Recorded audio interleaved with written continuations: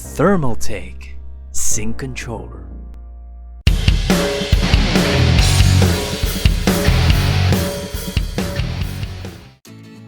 Welcome to another quick unbox series, guys. Today I just want to show you what's inside the box of the Thermaltake Sync Controller. Now, the Sync Controller works to sync your fans and RGB strips by using one controller.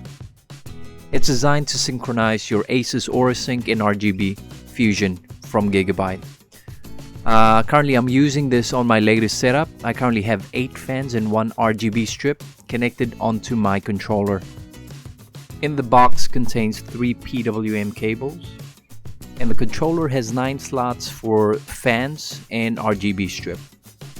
The 5-volt cable is coded with the letter D, and the 12-volt cable is coded as letter C. So instructions are included in there as well, so make sure you read it, guys. Cheers, till next time.